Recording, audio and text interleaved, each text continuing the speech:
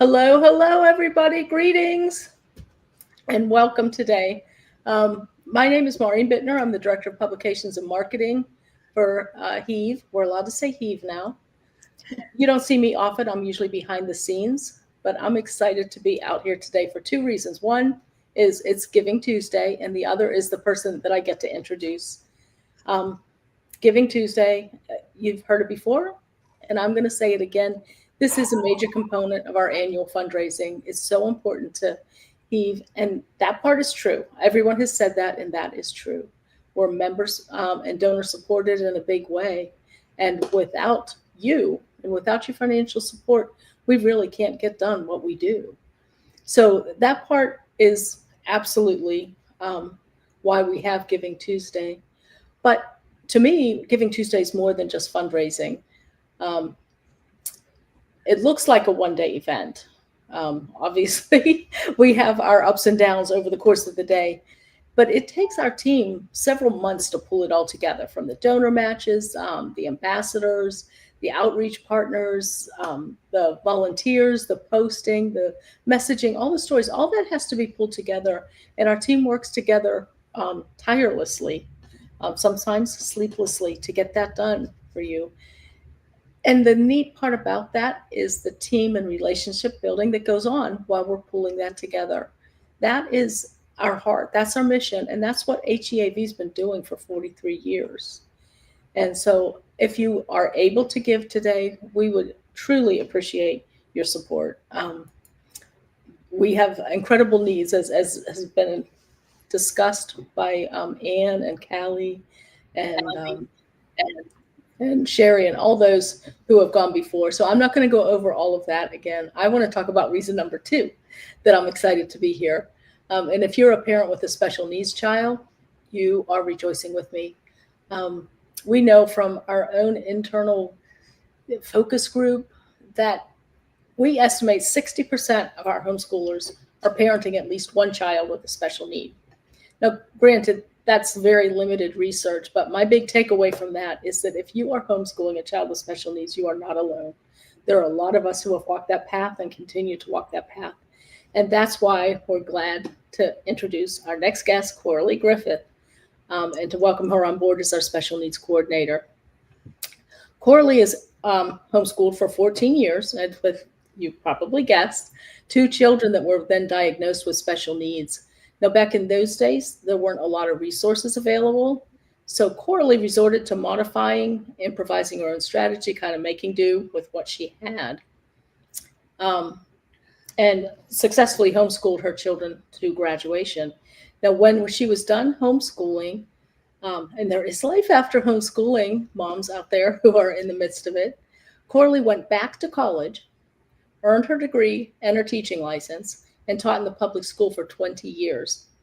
Even then, she kept going. She got a master's of education and her educational specialist degree in school leadership. And then finally, I believe just a few years ago, got her PhD in special education.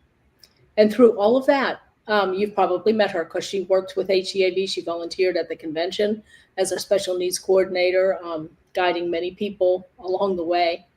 And finally, with her retirement in June, which is sort of a retirement, I guess, she's been working with HEAV in a much bigger way. So let's, if I get this right, let's introduce Coralie Griffith. Hey, Coralie.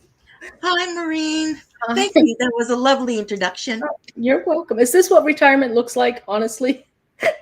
Actually, I'm kind of telling people now that I'm not retired, that I just changed jobs. Unpaid though it is.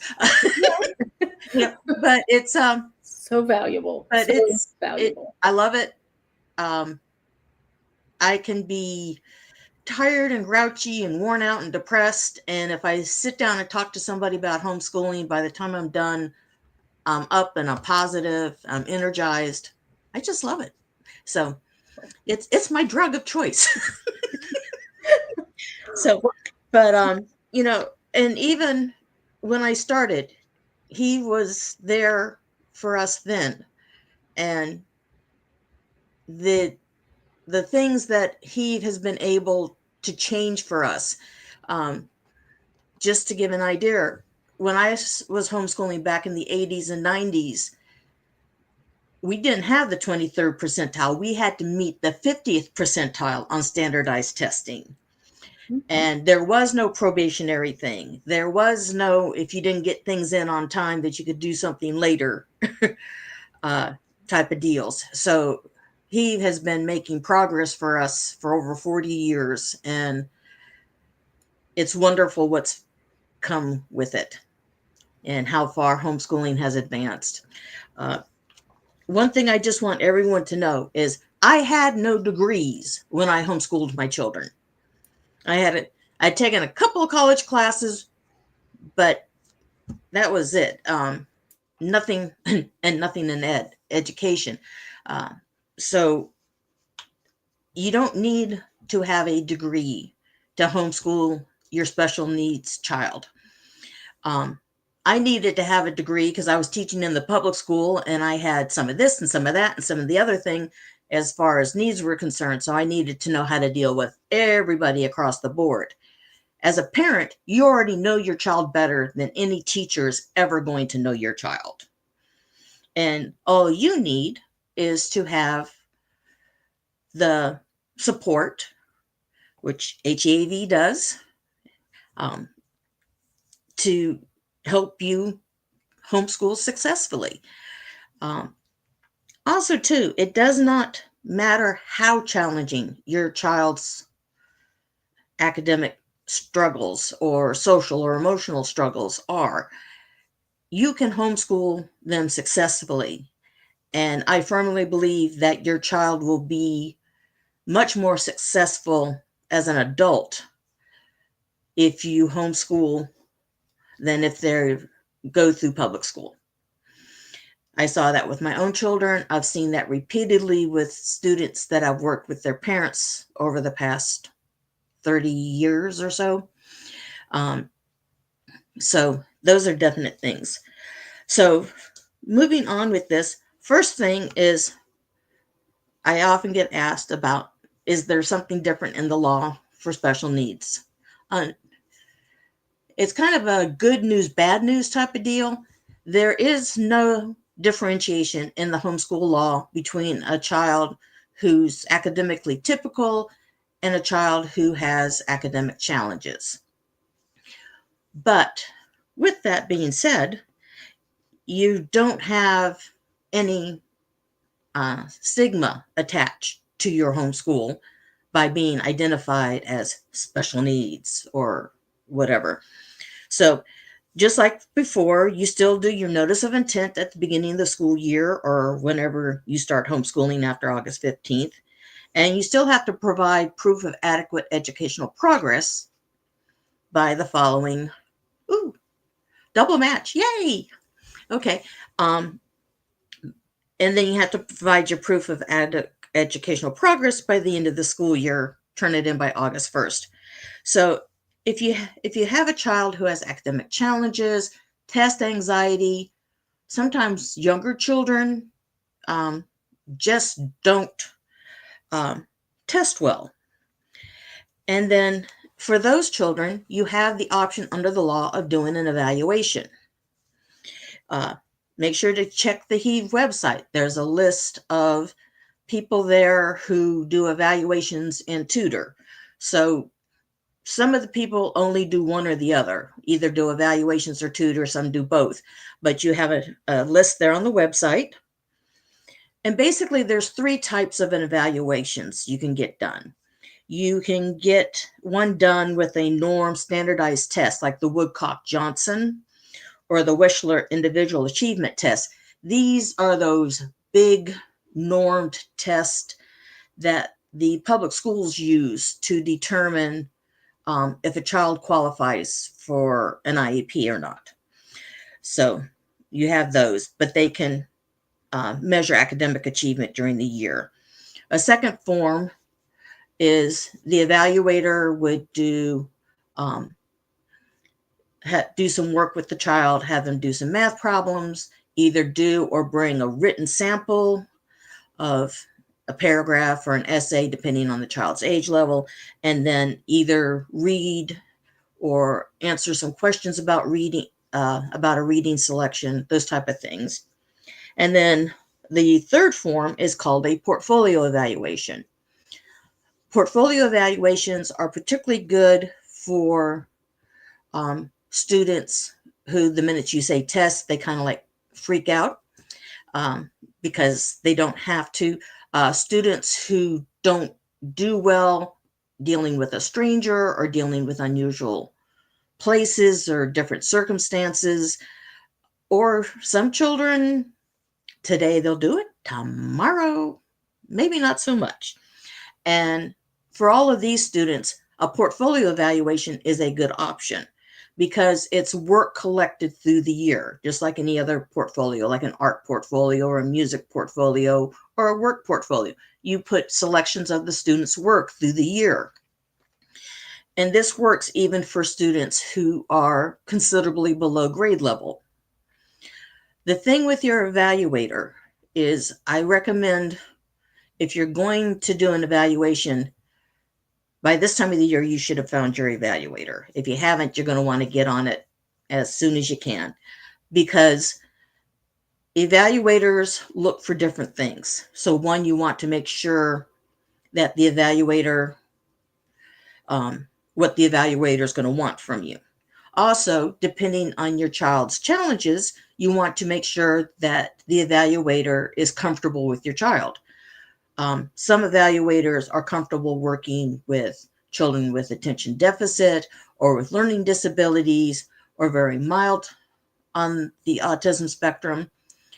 But when you talk to them about a child who has more profound challenges, like they're nonverbal or they're significantly intellectually disabled, some people don't, some evaluators are not comfortable evaluating this because they're not sure how to go about it. So you want to make sure. And evaluations can run anywhere from $25, $50 to $300, $400, depending on the evaluator, what type of evaluation, what you're doing with them. So I don't know about you, but I know with my budget, if you want a couple $100 out of me, you got to give me some warning. So that's another reason for knowing about your evaluator earlier in the year, is so you can put the money aside that you need for the type of evaluation you want. So those are the things about evaluators. And then, of course, you got your curriculum. Curriculum can be tricky for parents who have a child with academic struggles. You'll hear somebody talk about, oh, curriculum X is the most wonderful curriculum in the world. I just love it.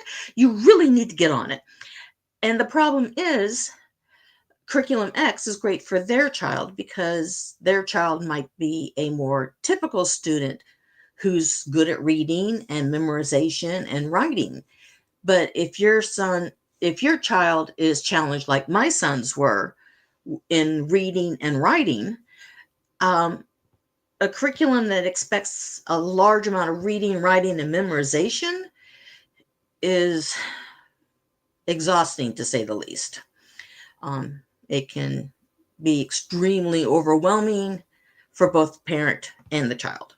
So you need to look at curriculums to decide if a specific curriculum works good for your child. Again, there's a lot of support out there to look at curriculums, find out what's going to work for your child. Fortunately, we all have the internet nowadays, so we can all go online and look at different things. So when somebody tells you that curriculum X is wonderful and glorious, you can go online and check out curriculum X and find out, is this going to work for my child or not? And if it doesn't, there's nothing to feel bad about. I mean, we all have different setups. I'm the kind of person, give me a book and go away, come back and ask me about the test later. But that's me. My sons were like, books, stay away, until they were much older. That brings me to another point about curriculum. One of the advantages of homeschooling is just because your child's reading on, say, a third or fourth grade level doesn't mean you have to keep them on a third or fourth grade level for science and social studies. By reading aloud, doing projects, doing activities, using videos and online stuff, you can go to college level with your child if you want. I know with my own sons, there were most topics when they were elementary level, we stayed middle to upper elementary for our unit studies. But there were some of the studies that we went all the way up through the library into, didn't have internet in the 80s, all the way through to the adult section. And it'd be a setup of, I'd read the chapter this afternoon, and then tomorrow morning we go over the chapter verbatim and look at maps and diagrams and charts and things. And so, like I said, you're not restricted to where the child's able to read or function with things. You can mix it up. You can have a child doing 5th grade math, reading on a 2nd grade level, and doing 8th or 9th grade level science or social studies, or both, depending on the child and their interest.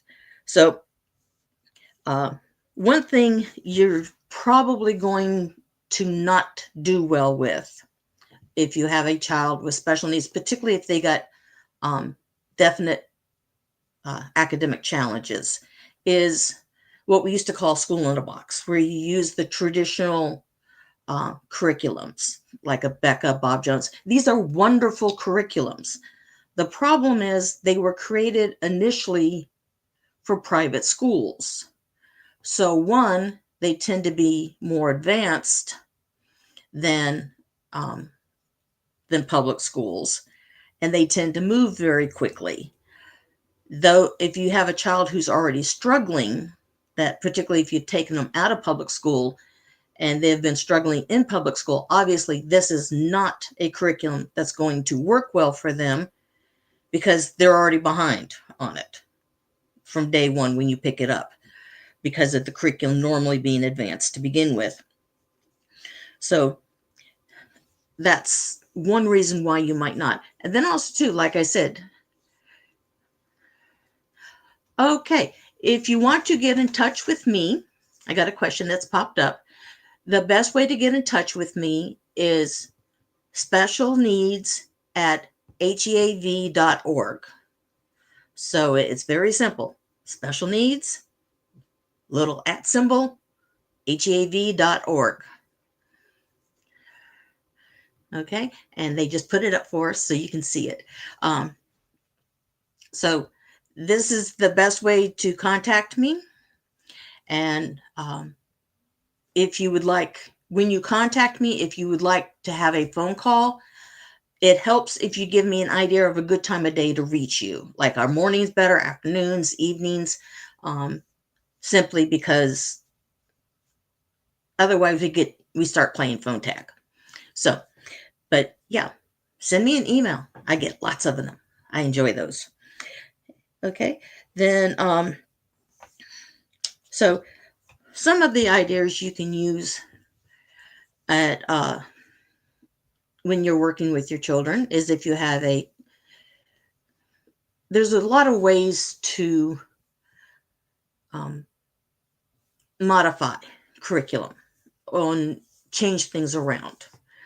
With that, you can, if you have a child, say, with fine motor skills issues, or a younger child, and writing with the pencil all the time gets exhausting for them.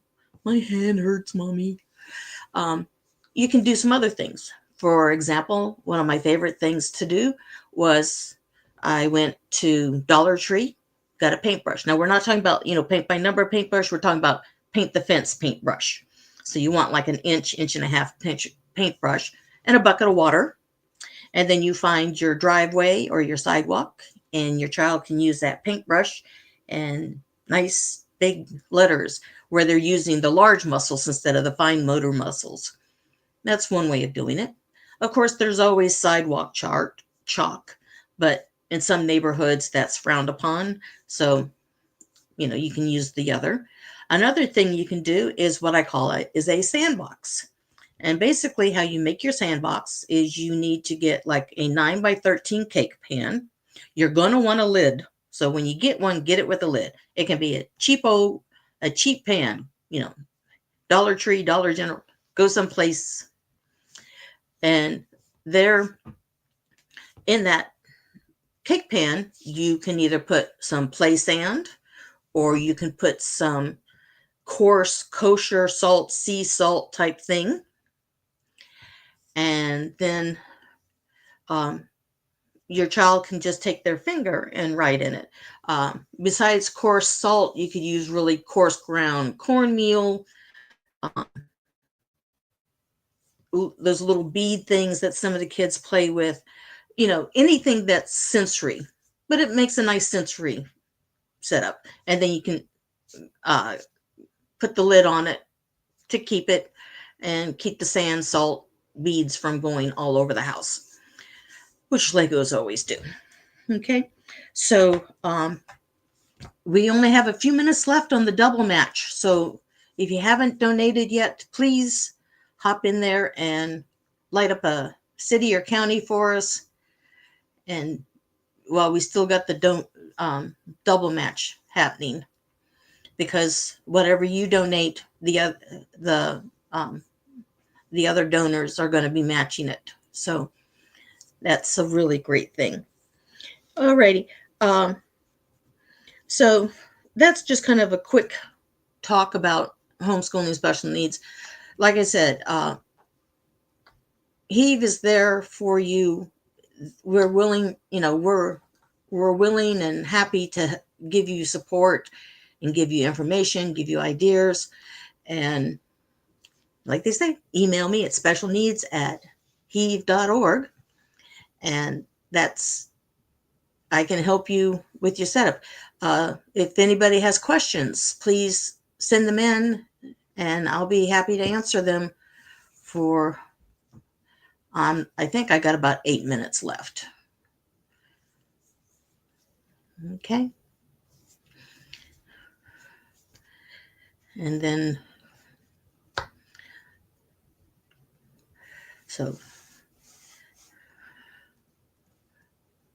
okay. So apparently we need to wrap up. So since we don't have any other questions coming, Maureen, are we ready to wrap this up for today?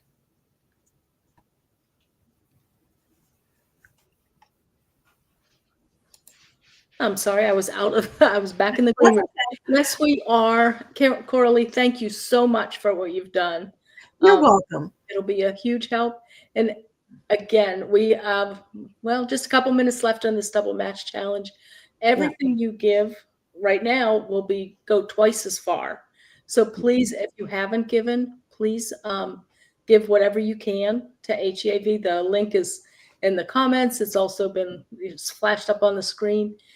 I would also encourage you, if you have a friend in another county that hasn't been lit up, either give them a call and ask them to make a donation, or you can even make the donation for them. There's a place on the form where you can just say, I want to dedicate this to, I'm trying to think of a county that hasn't been lit up yet. Warren County, I don't think they have. You can choose one and would like to get the entire state of Virginia lit up today if we can. So please give, and I'm sure we'll be back talking to you again later. So thank you. And thank you again, Coralie, for all of your expertise today. You're welcome. Anytime. Thank you. Bye-bye, everybody.